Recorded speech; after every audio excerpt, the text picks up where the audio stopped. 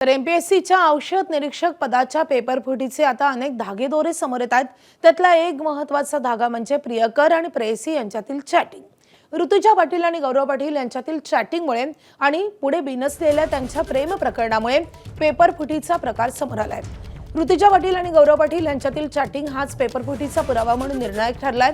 ऋतुजाच्या हाती लागलेला पेपर तिने प्रेमापोटी गौरव पाटीललाही पाठवला। या सगळ्या व्यवहाराची माहिती ऋतुजा व्हॉट्सअप चॅटिंगद्वारे गौरवला देत होती। तिला प्रवीण पाटील मार्फत पाठवलेला प्रश्नपत्रिकेचा संचही तिने गौरव पाटीलला पाठवला होता। वडिलांनी माझ्या लग्नासाठी साठवलेले पैसे पेपरसाठी वापरायचं ठरवलं आहे, पुढे काय होईल माहित नाही, असं चॅटिंगद्वारे त्यांच्यामध्ये संभाषण झालेलं होतं।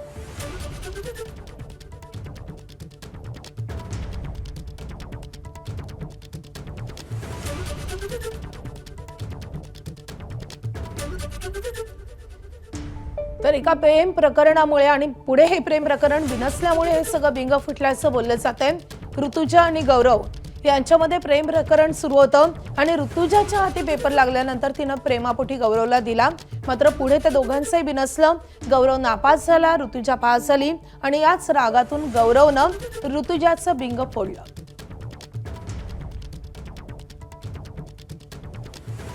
तर नंदुरबारमध्ये ऋतुजा पाटील आणि गौरव पाटील एकाच ठिकाणी राहत होते। ऋतुजा एमपीएससीची तयारी करत होती तर गौरव मालेगावात नोकरी करत होता। नंदुरबारमध्ये प्राथमिक शाळेचे शिक्षक असणारे अमृत पाटील यांची मुलगी ऋतुजा पाटील। ऋतुजाच्या वडिलांनी ड्रग्ज इन्स्पेक्टर परीक्षेचा पेपर परीक्षेआधीच विकत घेतला। तर नंदुरबारमधल्या कौटिल्य अकॅडमी चालवणाऱ्या प्रवीण पाटीलनं 5 लाख रुपये घेतले। तर ऋतुजाच्या वडिलांना पेपर एमपीएससीच्या अधिकाऱ्यांकडून मिळवून देण्यात आला। सगळ्या व्यवहाराची माहिती ऋतुजा चॅटिंगद्वारे तिचा प्रियकर गौरवला देत होती। तर प्रवीण पाटीलनं पाठवलेला प्रश्नसंचही तिनं गौरवला पाठवला होता। वडिलांनी लग्नासाठी साठवलेले पैसे पेपरसाठी वापरायचं ठरवलंय, असंही ऋतुजानं चॅटिंगमधून सांगितलं।